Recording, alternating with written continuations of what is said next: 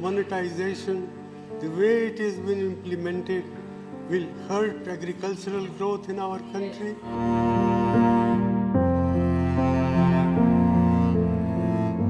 Has been implemented, it's a monumental management failure, and in fact it is a case of organized loot and legalized plunder of the economy.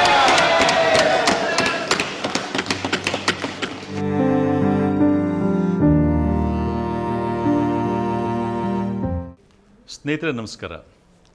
ಭಾರತದ ಹೆಸರಾಂತ ಆರ್ಥಿಕ ತಜ್ಞರಾಗಿದ್ದಂಥ, ಭಾರತದ ಆರ್ಥಿಕ ನೀತಿಗಳಿಗೆ ಹೊಸ ತಿರುವನ್ನು ಕೊಟ್ಟಂಥ, 2 ಬಾರಿ ನಮ್ಮ ದೇಶದ ಪ್ರಧಾನಮಂತ್ರಿಗಳೂ ಆಗಿದ್ದಂಥ ಡಾಕ್ಟರ್ ಮನಮೋಹನ್ ಸಿಂಗ್ರವರು ನಮ್ಮನ್ನು ಆಗಲಿದ್ದಾರೆ.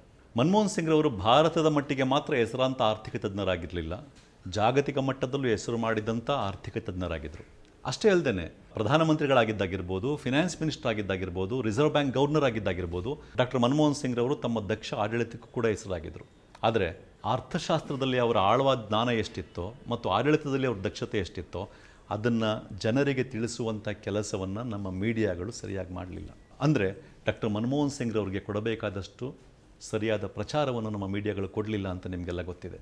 ಅದೇ ಮೀಡಿಯಾಗಳು 2014ರಲ್ಲಿ ಮೋದಿಯವರು ಪ್ರಧಾನಮಂತ್ರಿ ಆದ ಮೇಲೆ ಎಷ್ಟು ಸಾಧ್ಯನೋ ಅಷ್ಟು ಮೋದಿಯವರು ಅತ್ಯಂತ ಬುದ್ಧಿವಂತರು ಅಂತ ತೋರಿಸ್ಕೊಂಬಂದಿದ್ದು ನಿಮಗೆಲ್ಲ ಗೊತ್ತಿದೆ. ಮನಮೋಹನ್ ಸಿಂಗ್ರವರು ಅತ್ಯಂತ ಆಳವಾದ ಜ್ಞಾನವುಳ್ಳ ಆರ್ಥಿಕ ತಜ್ಞರಾಗಿದ್ದರೂ ಕೂಡ ಅವರ ಬಗ್ಗೆ ಸರಿಯಾಗಿ ಪ್ರಚಾರ ಕೊಡದಂಥ ಮಾಧ್ಯಮಗಳು ಅದೇ ಮೋದಿಯವರ ಬಗ್ಗೆ ಪ್ರತಿ ಸಾರಿ ಬಜೆಟ್ ಆದಾಗಲೂ ಅದನ್ನು ಮೋದಿನಾಮಿಕ್ಸ್ ಅಂತ ಕರೆಯೋದ್ರ ಮೂಲಕ ಮೋದಿಯವರೇ ಅತ್ಯಂತ ದೊಡ್ಡ ಆರ್ಥಿಕ ತಜ್ಞರೇನೋ ಅಂತ ಪ್ರಚಾರ ಕೊಟ್ಟಿದ್ದೂ ಕೂಡ ನಿಮಗೆಲ್ಲ ಗೊತ್ತಿದೆ. ಒಟ್ಟಾರೆಯಾಗಿ ನಮ್ಮ ದೇಶದ ಬಹುತೇಕ ಮೀಡಿಯಾಗಳು ಡಾಕ್ಟರ್ ಮನಮೋಹನ್ ಸಿಂಗ್ರವ್ರಿಗೆ ನ್ಯಾಯ ಕೊಡಲಿಲ್ಲ ಅನ್ನೋದು ಕೂಡ ಇವತ್ತು ನಮ್ಮ ಮುಂದೆ ಇರತಕ್ಕಂಥ ವಾಸ್ತವ. ಆದರೆ ಸ್ವತಃ ಡಾಕ್ಟರ್ ಮನಮೋಹನ್ ಸಿಂಗ್ರವರು ಒಂದು ಸಂದರ್ಭದಲ್ಲಿ ಮೋದಿಯಲ್ಲ ತಾನು ನಿಜವಾದ ಬುದ್ಧಿವಂತ, ಮೋದಿಯಲ್ಲ ತಾನು ನಿಜವಾದ ಆರ್ಥಿಕ ತಜ್ಞ, ಮೋದಿಯಲ್ಲ ತಾನು ನಿಜವಾದ ದಕ್ಷ ಆಡಳಿತಗಾರ ಅಂತ ಜಗತ್ತಿಗೆ ಗೊತ್ತಾಗುವಂಗೆ ಮಾಡಿದರು. ಆ ಒಂದು ಸಂದರ್ಭವನ್ನು ನಾವು ನೆನಪಿಸ್ಕೊಳ್ಳೋ ಮೂಲಕ ಡಾಕ್ಟರ್ ಮನಮೋಹನ್ ಸಿಂಗ್ರವ್ರಿಗೆ ಒಂದು ರೀತಿಯ ಗೌರವವನ್ನು ಅರ್ಪಿಸ್ದಂಗೆ ಆಗ್ತದೆ.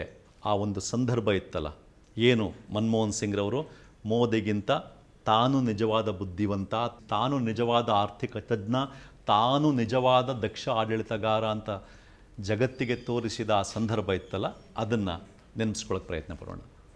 ನಿಮಗೆಲ್ಲ ಗೊತ್ತಿದೆ, ಅದು ನವೆಂಬರ್ 8, 2016ನೇ ಇಸ್ವಿ ರಾತ್ರಿ 8 ಗಂಟೆಗೆ ಬಂದು ಮಾನ್ಯ ಮೋದಿಯವರು ಇಡೀ ದೇಶದಲ್ಲಿ ನೋಟ್ ಬಂದಿ ಮಾಡ್ತಾ ಇದ್ದೀನಿ ಅಂತ ಅನೌನ್ಸ್ ಮಾಡಿದ್ರು.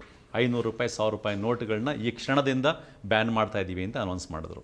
ಅವ್ರು ಅನೌನ್ಸ್ ಮಾಡುವಾಗ ಮೋದಿಯವರು ಹೇಳಿದ್ದೇನು, ಈ ರೀತಿ ನೋಟ್ ಬ್ಯಾನ್ ಮಾಡೋದ್ರ ಮೂಲಕ ಇಡೀ ದೇಶದಲ್ಲಿ ಭ್ರಷ್ಟಾಚಾರ ಕಡಿಮೆ ಆಗುತ್ತೆ, ಬ್ಲ್ಯಾಕ್ ಮನಿ ಇಲ್ಲದಂಗಾಗುತ್ತೆ, ಬ್ಲ್ಯಾಕ್ ಮನಿ ಇಟ್ಟಿರೋರೆಲ್ಲ ಸಿಗಾಕ್ಕೊಳ್ತಾರೆ, ಕೋಟಾ ನೋಟು ಸ್ಟಾಪ್ ಆಗುತ್ತೆ ಮತ್ತು ಟೆರರಿಸಮ್ ನಿಂತೋಗುತ್ತೆ ಅಂತ ಹೇಳಿದ್ರು. ಈ ಕಾರಣಕ್ಕೋಸ್ಕರ ನೋಟ್ ಬ್ಯಾನ್ ಮಾಡ್ತಾ ಇದ್ದೀವಿ ಅಂತ ಹೇಳಿದ್ರು. ಯಾವಾಗ ಅದನ್ನು ಅವರು ಅನೌನ್ಸ್ ಮಾಡಿದ್ರು, ಇಡೀ ದೇಶದ ಬಹುತೇಕ ಮಂದಿ ಅದನ್ನು ಮೆಚ್ಚಿಕೊಂಡ್ರು. ಇಡೀ ಜನ್ಮದಲ್ಲೇ ಯಾವತ್ತೂ ಮೋದಿ ಮತ್ತು BJPಗೆ ವೋಟ್ ಹಾಕದಂಥವರೂ ಕೂಡ ಆ ಒಂದು ಕ್ರಮವನ್ನು ಮೆಚ್ಚಿಕೊಂಡ್ರು. ಯಾಕೆ ಅಂದರೆ ಜನ ತುಂಬ ಸುಲಭವಾಗಿ ನಂಬಿಕೊಂಡ್ರು. ಹೌದು, ಈ ರೀತಿ ನೋಟ್ ಬ್ಯಾನ್ ಮಾಡೋದ್ರ ಮೂಲಕ ಯಾರ್ಯಾರು ಕ್ಯಾಶ್ ಫಾರ್ಮಲ್ಲಿ ಮನೇಲಿ ದುಡ್ಡಿಟ್ಟಿರ್ತಾರೋ, ಬ್ಲ್ಯಾಕ್ ಮನಿ ಇಟ್ಟಿರ್ತಾರೋ ಅದೆಲ್ಲ ಈಚೆ ಬಂದುಬಿಡುತ್ತೆ, ಲಂಚ ತಗೊಳ್ಳೋದು ಕಡಿಮೆ ಆಗಿಬಿಡುತ್ತೆ, ಕೋಟಾ ನೋಟ್ಗಳೆಲ್ಲ ಇಲ್ದಂಗೆ ಆಗಿಬಿಡುತ್ತೆ, ಟೆರರಿಸಮು ಕಡಿಮೆ ಆಗಿಬಿಡುತ್ತೆ ಅಂತ ನಂಬಿಕೊಂಡ್ರು. ಇದೊಂದು ಕ್ರಾಂತಿಕಾರಕ ಕ್ರಮ ಅಂತ ನಂಬಿಕೊಂಡು ಮೋದಿಯವ್ರನ್ನ ಸಿಕ್ಕಾಬಟ್ಟೆ ಹೊಗಳಕ್ಕೆ ಶುರು ಮಾಡಿದ್ರು. ಆದರೆ ಈ ಒಂದು ನೋಟ್ ಬ್ಯಾನ್ ಅನ್ನೋದು ಯಾವ ರೀತಿಯ ಆರ್ಥಿಕ ಕ್ರಮ, ಇದರಿಂದ ಏನು ಪರಿಣಾಮ ಆಗುತ್ತೆ ಅನ್ನೋದು ಗೊತ್ತಿದ್ದಂಥ ಕೆಲವು ಎಕನಾಮಿಸ್ಟ್ಗಳು ಮತ್ತು ಸ್ವಲ್ಪ ಕಾಮನ್ ಸೆನ್ಸ್ ಇದ್ದಂಥ ಹಲವು ಮಂದಿ, ಹಲವು ಚಿಂತಕರು ಇದರಿಂದ ಮೋದಿ ಹೇಳ್ತಾರೋ ಯಾವುದು ಸಾಧನೆ ಆಗಲ್ಲ, ಅದರ ಬದಲು ದೇಶಕ್ಕೆ ತೊಂದರೆ ಆಗುತ್ತೆ ಅಂತ ಹೇಳಲಿಕ್ಕೆ ಶುರು ಮಾಡಿದ್ರು. ಇನ್ಫ್ಯಾಕ್ಟ್ ಮೋದಿಯವರು ನೋಟ್ ಬ್ಯಾನ್ ಮಾಡಬೇಕು ಅಂತ ತೀರ್ಮಾನ ಮಾಡಿದ್ದು ನವೆಂಬರ್ 2016ಕ್ಕಿಂತಲೂ 7-8 ತಿಂಗಳು ಮೊದಲೇ ತೀರ್ಮಾನ ಮಾಡಿದರು. ಆದರೆ ಆಗ ರಿಸರ್ವ್ ಬ್ಯಾಂಕ್ ಗವರ್ನರ್ ಆಗಿದ್ದಂಥ ರಘುರಾಮ್ ರಾಜನ್ರವರು, ಅವರು ಕೂಡ ದೊಡ್ಡ ಎಕನಾಮಿಸ್ಟು, ಅವರು ನೋಟ್ ಬ್ಯಾನ್ ಮಾಡಲಿಕ್ಕೆ ಒಪ್ಪಲಿಲ್ಲ.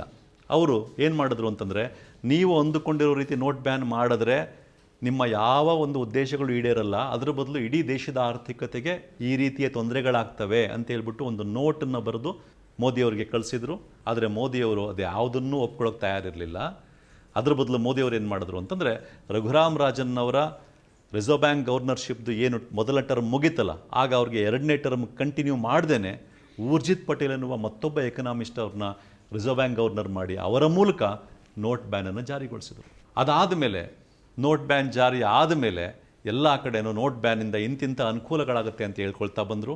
ಆದರೆ ನೋಟ್ ಬ್ಯಾನ್ ಜಾರಿಯಾದ ಮಾರನೇ ದಿನದಿಂದನೇ ದೇಶದಲ್ಲಿ ಎಲ್ಲ ಕಡೆ ಬಹಳ ತೊಂದರೆಗಳು ಮೇಲ್ನೋಟಕ್ಕೆ ಕಾಣಿಸಿದ್ರಿಂದ ಮೋದಿಯವರು ಏನು ಹೇಳಿದ್ರು ಅಂತಂದರೆ, ನನಗೆ 50 ದಿನ ಟೈಮ್ ಕೊಡಿ, 50 ದಿನದಲ್ಲಿ ನಾನು ಹೇಳಿದ್ದು ನಿಜ ಆಗಲಿಲ್ಲ ಅಂತಂದರೆ ನೀವು ನನ್ನನ್ನು ಜೀವಂತ ಸುಡ್ಬೋದು ಅನ್ನೋ ಥರ ಮಾತಾಡಿದ್ರು. ಬರ್ನ್ ಮಿ ಅಲೈವ್ ಅಂತೆಲ್ಲ ಮಾತಾಡಿದ್ರು. ಇದೇ ಸಂದರ್ಭದಲ್ಲಿ ಪಾರ್ಲಿಮೆಂಟ್ ಸೆಷನ್ ಶುರುವಾಯಿತು. ಅಲ್ಲಿ ರಾಜ್ಯಸಭೆ ಒಳಗಡೆ ನಡೆದಂಥ ಡಿಬೇಟ್ನಲ್ಲಿ ನವೆಂಬರ್ 24ನೇ ತಾರೀಕು 2016ನೇ ಇಸ್ವಿ ಅವತ್ತು ಡಾಕ್ಟರ್ ಮನಮೋಹನ್ ಸಿಂಗ್ರವರು ಈ ನೋಟ್ ಬ್ಯಾನ್ ಬಗ್ಗೆ ಮಾತಾಡಿದ್ರು. ಒಂದು ಕಡೆ ಮೋದಿಯವರು ಏನು ಹೇಳ್ಕೊಂಬಂದಿದ್ರು ಮತ್ತು ಮೋದಿಯ ಹಿಂಬಾಲಕರುಗಳು ಏನು ಹೇಳ್ಕೊಂಬಂದಿದ್ರು, ಎಲ್ಲ ಮೀಡಿಯಾಗಳು ಕೂಡ ಏನು ಹೇಳ್ಕೊಂಬಂದಿದ್ವು, ನೋಟ್ ಬ್ಯಾನ್ ಭಾಳ ಒಳ್ಳೆಯದು, ಈ ನೋಟ್ ಬ್ಯಾನ್ನಿಂದ ಮೋದಿ ಹೇಳ್ತಾ ಇರೋ ಥರ ಕರಪ್ಷನ್ ಇಲ್ದಂಗೆ ಆಗುತ್ತೆ, ಬ್ಲ್ಯಾಕ್ ಮನಿ ಇಲ್ದಂಗೆ ಆಗುತ್ತೆ ಅಂತ ಮುಖ್ಯವಾಗಿ ಮಾತಾಡ್ಕೊಂಬಂದಿದ್ರು. ಅದರಲ್ಲೂ ಮೀಡಿಯಾಗಳಂತೂ ಸಿಕ್ಕಾಬಿಟ್ಟೆ ಸಪೋರ್ಟ್ ಮಾಡ್ತಿದ್ವು. ಮೋದಿ ಹೇಳ್ತಾ ಇರೋದು ಸರಿ ಇದೆ, ನೋಟ್ ಬ್ಯಾನಿಂದ ಇಂತಿಂಥ ಅನುಕೂಲ ಆಗುತ್ತೆ ಅಂತ ಹೇಳ್ಕೊಂಬಂದಿದ್ವು. ಆದರೆ ಅವತ್ತು ರಾಜ್ಯಸಭೆಯಲ್ಲಿ ಏನು ಚರ್ಚೆ ನಡೀತೋ ಅವತ್ತು ಡಾಕ್ಟರ್ ಮನಮೋಹನ್ ಸಿಂಗ್ರವ್ರು ನಿಂತ್ಕೊಂಡು ಮಾತಾಡ್ತಾರೆ. ಏನಂತ ಹೇಳ್ತಾರೆ ಡಾಕ್ಟರ್ ಮನಮೋಹನ್ ಸಿಂಗ್ ಅಂತಂದರೆ, ನೋಟ್ ಬ್ಯಾನ್ ಜಾರಿಯ ಹಿಂದೆ ಉದ್ದೇಶಗಳು ಸರಿಯಾಗಿದ್ದರೂ ಕೂಡ ಈ ನೋಟ್ ಬ್ಯಾನ್ ಅನ್ನುವ ನಿರ್ಧಾರ ಇದೆಯಲ್ಲ, ಈ ನಿರ್ಧಾರವೇ ಸರಿಯಾದ ಕ್ರಮ ಅಲ್ಲ. ಅದರಲ್ಲೂ ಇದನ್ನ ಜಾರಿ ಮಾಡಿರುವ ಕ್ರಮ ಇದೆಯಲ್ಲ, it's A monumental management failure ಅಂತ ಡಾಕ್ಟರ್ ಮನಮೋಹನ್ ಸಿಂಗ್ರವರು ರಾಜ್ಯಸಭೆ ಒಳಗಡೆ ಹೇಳ್ತಾರೆ. ಯಾಕೆ ಆ ಮಾತನ್ನು ಹೇಳ್ತಾರೆ ಅಂತಂದ್ರೆ, ಅವರು ನೋಟ್ ಬ್ಯಾನ್ ಅಂತ ಅತಿ ದೊಡ್ಡ ನಿರ್ಧಾರವನ್ನು ಮಾಡುವಾಗ ಇದನ್ನು ಜಾರಿಗೊಳಿಸೋದು ಹೇಗೆ, ಇದರಲ್ಲಿ ಏನೇನು ತೊಂದರೆಗಳಾಗ್ಬೋದು ಅಂತ ಮೊದಲೇ ಊಹಿಸಿ ಅದಕ್ಕೆ ಸರಿಯಾದ ಕ್ರಮವನ್ನು ತೆಗೆದುಕೊಂಡಿಲ್ಲ. ಹಾಗಾಗಿ it's A monumental management failure ಅಂತ ಕರೀತಾರೆ. ಮತ್ತು ಮುಂದುವರೆದು ಹೇಳ್ತಾರೆ, ಈ ನೋಟ್ ಬ್ಯಾನ್ ಈ ರೀತಿ ಮಾಡಿರೋದ್ರಿಂದ ಈ ದೇಶದ ರೈತರಿಗೆ, ಈ ದೇಶದ ಬಡವರಿಗೆ ಮತ್ತು ಸಣ್ಣ ಪುಟ್ಟ ವ್ಯಾಪಾರಿಗಳಿಗೆ ಒಟ್ಟಾರೆಯಾಗಿ ಲಕ್ಷಾಂತರ ಜನಕ್ಕೆ ಇದರಿಂದ ತೊಂದರೆ ಆಗ್ತಾ ಇದೆ. ಲಕ್ಷಾಂತರ ಜನ ಕೆಲಸ ಕಳ್ಕೊಳ್ತಾ ಇದ್ದಾರೆ. ಸಣ್ಣ ಪುಟ್ಟ ವ್ಯಾಪಾರಿಗಳಿಗೆ, ಸ್ಮಾಲ್ ಸ್ಕೇಲ್ ಇಂಡಸ್ಟ್ರಿಗಳಿಗೆ ಬಿಸ್ನೆಸ್ ಇಲ್ದಂಗೆ ಆಗ್ತಾ ಇದೆ. ಈ ಎಲ್ಲ ಕಾರಣದಿಂದ ಇದೇನು ನೋಟ್ ಬ್ಯಾನ್ ಮಾಡಿದ್ದಾರೆ ಪ್ರಧಾನಮಂತ್ರಿಯವರು, ಇದೊಂದು organised loot and legalised plunder ಅಂತ ಮಾತಾಡಿದ್ರು ಮನಮೋಹನ್ ಸಿಂಗ್ ಅವರು. Opposed to this sort of criticism, which I think is fully justified. I therefore not like to say much more than this. I urge upon the Prime Minister to find practical, pragmatic ways and means to relieve the distress of the people who happen to be a great majority of our people. After all, 90% of our people work in the informal sector. 55% of our workers in agriculture are feeling distress. The cooperative banking system, which serves large number of people in the rural areas, is non-functional, has been prevented from handling cash.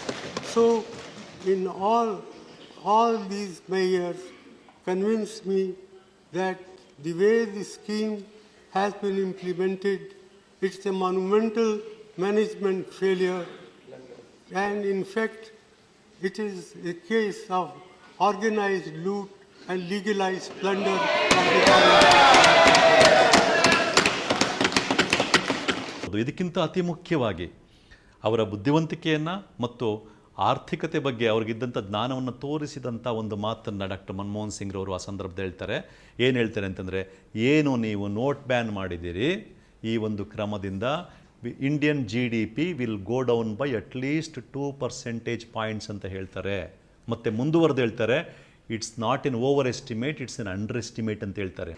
Sir, I would further like to point out that in my opinion, this scheme of monetization, the way it has been implemented, will hurt agricultural growth in our country, will hurt small industry, will hurt all those people who are in the informal sectors of the economy. And my own feeling is that the national income, that is the GDP of the country, can decline by about 2 percentage points as a result of what has been done. This is an underestimate, not an overestimate. Therefore, ಅಂದರೆ ಇಂಡಿಯಾದ GDP ಕನಿಷ್ಠ 2 percentage point ಅಷ್ಟು ಬೀಳುತ್ತೆ, ಇದರಿಂದ ಕಡಿಮೆ ಆಗುತ್ತೆ ಅನ್ನೋ ಮಾತನ್ನು ಡಾಕ್ಟರ್ ಮನಮೋಹನ್ ಸಿಂಗ್ರವರು ಅವತ್ತು ರಾಜ್ಯಸಭೆ ಒಳಗಡೆ ಹೇಳ್ತಾರೆ. ಅವತ್ತು ಹೇಳಿದಾಗ ಅವರು ನೋಟ್ ಬ್ಯಾನ್ ಮಾಡಿ ಕೇವಲ 2 ವೀಕ್ ಆಗಿತ್ತಷ್ಟೆ. ಅದಾದ 3-4 ತಿಂಗಳಿಗೆ GDP ಫಿಗರ್ಸ್ ಈಚೆ ಬರುತ್ತೆ. GDP ಫಿಗರ್ಸ್ ಈಚೆ ಬಂದಾಗ ಅತ್ಯಂತ ಕ್ಲಿಯರಾಗಿ ಗೊತ್ತಾಗುತ್ತೆ ಡಾಕ್ಟರ್ ಮನಮೋಹನ್ ಸಿಂಗ್ರವರು ಹೇಳಿದ್ದು ಸತ್ಯ ಅಂತ. ಜಿ ಡಿ ಪಿ ಫಿಗರ್ಸ್ ಈಚೆ ಬಂದಾಗ ಮನಮೋಹನ್ ಸಿಂಗ್ರವ್ರು ಹೇಳಿದ್ದಷ್ಟು G D P will go down by 2% points minimum ಅಂತ. ಅದರ ಜಿ ಡಿ ಪಿ ಫಿಗರ್ಸ್ ಈಚೆ ಬಂದಾಗ ಗೊತ್ತಾಯಿತು ಆ ವರ್ಷದ ಆ ಕ್ವಾರ್ಟರ್ನಲ್ಲಿ ಇಂಡಿಯಾದ G D P was gone down by 2.2% points. ಇದರಿಂದ ಇಂಡಿಯಾಗೆ ಒಟ್ಟು ಆದ ಆರ್ಥಿಕ ನಷ್ಟ ಎಷ್ಟು ಅಂತಂದರೆ ಕನಿಷ್ಠ 1,00,000 ಕೋಟಿ ರೂಪಾಯಿಗಳು. ಇದೊಂದೇ ಕಾರಣದಿಂದ. ಈಗ ನೀವು ನೋಡಿ, ಮೋದಿಯವರು ನೋಟ್ ಬ್ಯಾನಿಂದ ಏನೇನಾಗುತ್ತೆ ಅಂತ ಹೇಳಿದ್ರು, ಅದಷ್ಟೂ ಕೂಡ 100% ಸುಳ್ಳಾದವು. ಅದೇ ಡಾಕ್ಟರ್ ಮನಮೋಹನ್ ಸಿಂಗ್ರವರು ನೋಟ್ ಬ್ಯಾನಿಂದ ಏನಾಗುತ್ತೆ ಅಂತ ಹೇಳಿದ್ರು, ಅದರಲ್ಲೂ ಮುಖ್ಯವಾಗಿ India G D P 2% points ಅಷ್ಟು ಬೀಳುತ್ತೆ ಅಂತ ಹೇಳಿದ್ರು. ಎಕ್ಸಾಕ್ಟಾಗಿ ನಿಜ ಆಯಿತು, 2.2% ಪಾಯಿಂಟ್ ಅಷ್ಟು ಬೀಳ್ತು. ಅಂದರೆ ನೋಟ್ ಬ್ಯಾನ್ ಬಗ್ಗೆ ಡಾಕ್ಟರ್ ಮನಮೋಹನ್ ಸಿಂಗ್ರವರು ಹೇಳಿದ್ದು 100ಕ್ಕೆ 100 ಸತ್ಯ ಆಯಿತು.